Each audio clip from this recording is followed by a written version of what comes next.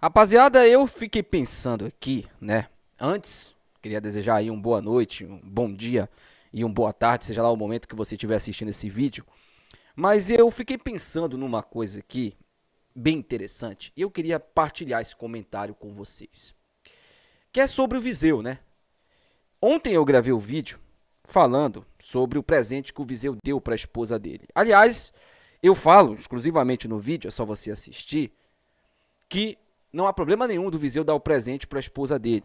Não há problema nenhum. O dinheiro é dele.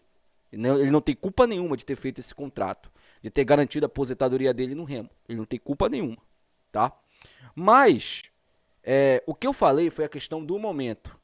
Era o momento para ele sair divulgando isso?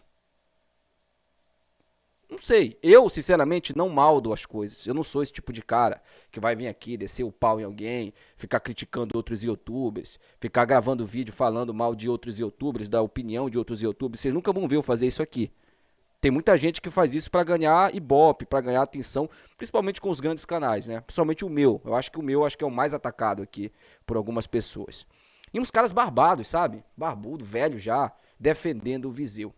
Se o Viseu fosse o artilheiro do Remo, se o Viseu tivesse, vai lá, 8 gols na temporada, porque ele é centroavante, a função dele é essa, tá?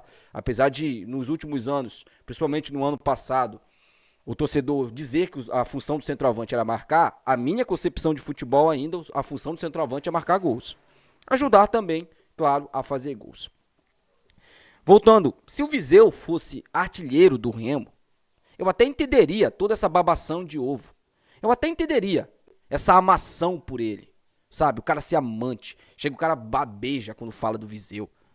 Eu até entenderia, irmão. Eu entenderia, juro que eu entenderia e não falaria nada. Só que o cara tem 3 gols na temporada, ganha o maior salário do elenco.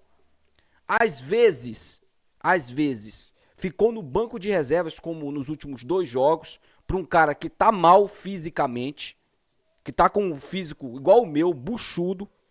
Ele perdeu a vaga pra esse cara. O Adailton não consegue jogar 45 minutos.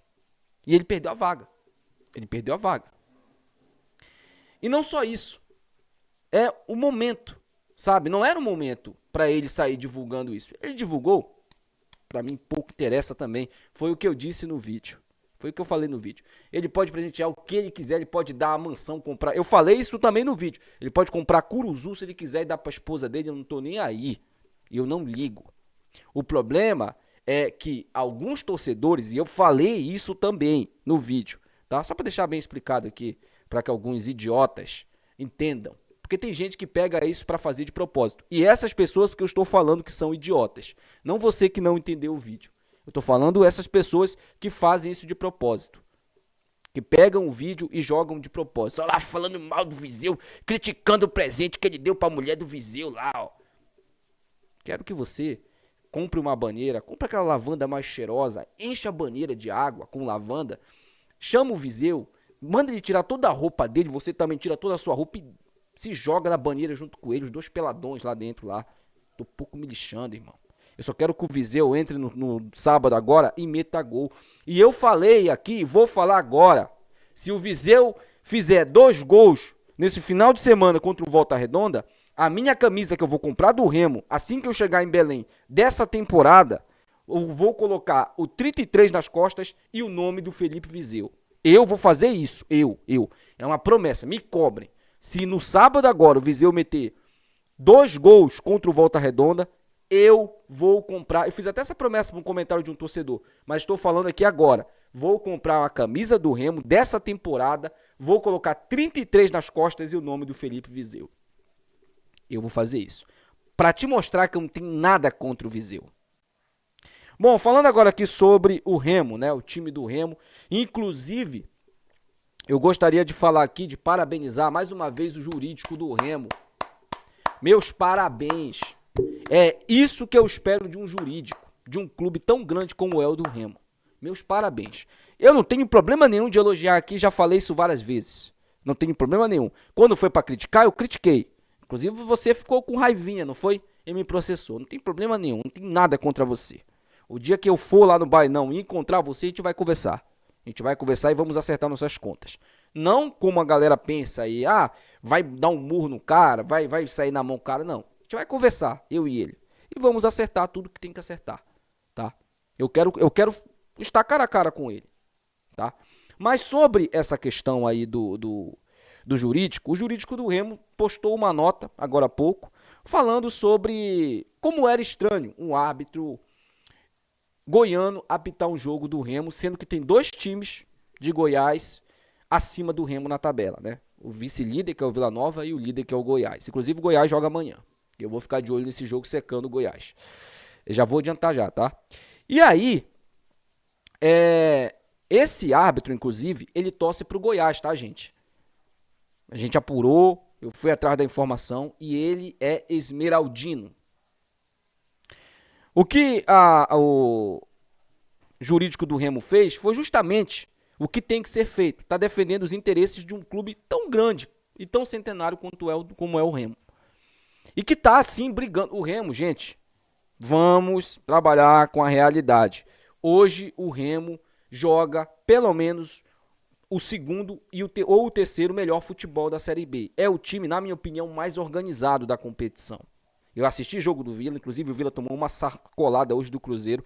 Assisti jogo do Goiás, assisti jogo do América, do Coritiba, assisti jogo do Avaí, e o Remo é o time que está mais organizado na competição.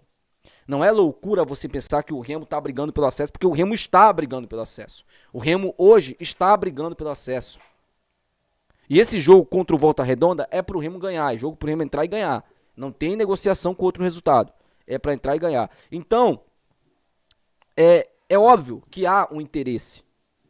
Só que, se há um interesse em prejudicar o Remo, se há um interesse em prejudicar esse clube, aí tem que agir sim. Tem que tumultuar sim. Porque se querem tirar a nossa vaga, tirem na bola. Tirem dentro de campo. Jogando bola, ganhando da gente. Não do jeito sujo, como foi no último jogo. Aquele último jogo, o Remo foi prejudicado de propósito. Não há dúvidas. Escutando o áudio do VAR, eu tive certeza. Então, eu espero que a diretoria saiba lidar com esse tipo de situação, porque vai acontecer. O Remo é um time no norte, o Remo é um time que acabou de subir de divisão. Muita gente não quer. Eu acho assim, já falei, já dei minha opinião. Para a CBF é maravilhoso um clube como o Remo disputar a Série A. Porque o Remo dá audiência, o Remo vende streaming, que é o que a CBF quer, que venda direitos de TV. Quem no norte não vai querer comprar o streaming do Remo, cara? Não vai querer assistir, sentar na frente da Globo, da Record e assistir um jogo do Remo na Série A do Campeonato Brasileiro, mesmo que seja pro time disputar briga contra rebaixamento, é óbvio. Então há esse interesse sim. Há esse interesse deles de clubes que, em termos de torcida, em termos disso, não são maiores que o Remo. Só tem 2 clubes na Série B do Campeonato Brasileiro que tem maior torcida que o Remo, que é o Coritiba e o Atlético. Só. O Remo é a 3ª maior torcida. Isso não há discussão. Talvez até a 2ª maior. Talvez o Remo seja do mesmo nível do Atlético em termos de torcida. Tá? Então não se engane. Não pense que isso aí não é um interesse sim. Há um interesse sim em prejudicar o clube do Remo. Só que eu acredito que eles não vão fazer isso nesse final de semana, tá? Não acredito que eles vão fazer isso esse final de semana. Falando agora aqui sobre, né, o time do Remo. Bom, o nosso treinador, ele vai voltar no 4-3-3. Que é a formação que o Remo conseguiu as vitórias dentro de casa, né? Tirando o jogo contra o Vila, claro, que foi o 3-5-2. E é a formação que o Daniel Paulista mais gosta. Por que o Remo vai voltar com essa formação? Porque o Janderson está de volta no time titular e ele deve começar jogando contra o Volta Redonda. Eu ia falar Criciúma, mas é Volta Redonda, tá? Inclusive, amanhã tem vídeo falando sobre o Volta Redonda, tá? A gente vai fazer um vídeo amanhã falando um pouco sobre as características do Volta Redonda aqui no canal. Mas sobre essa questão aí, propriamente do time, do Remo, é óbvio que a gente sabe que o nosso treinador ele tem um jeito já de jogar. E é um jeito compacto. Viseu provavelmente vai ganhar a vaga no time titular de novo, tá? Que eu não vejo o Daniel Paulista jogando no 4-3-3 e o Adailton centralizado. Pode até que ele faça isso, mas eu acredito que ele vai colocar o Viseu. O Viseu deve começar jogando de novo. Então o time titular do Remo pode ser esse aqui, tá? Marcelo Rangel no gol. Cadu na direita. Marcelinho tá suspenso. Dupla de zaga, Klaus e Reinaldo. E na lateral esquerda, o Sávio. No meio de campo, Caio Vinícius, Pavani e o Pedro Castro. Eu tiraria o Pedro Castro e colocaria o Regis. Eu faria isso. Mas vamos ver o que o Daniel Paulista vai fazer. Numa ponta, Janderson. Numa outra, Pedro Rocha. Centralizado, Viseu. Mais uma vez, Viseu. Se você fizer 2 gols nesse jogo, um gol do Viseu, vai, um gol. Mas se ele fizer 2 gols, eu coloco o nome dele nas costas. Se ele fizer um gol, vai ter o número dele nas costas, 33. Se ele fizer os 2 gols, o nome dele nas costas, Felipe Viseu. Eu vou colocar aqui, nas costas aqui. Vou pagar um valor a mais, mas vou colocar, porque promessa é dívida e eu cumpro minhas promessas. Então é isso, rapaziada. Até o próximo vídeo. Tchau.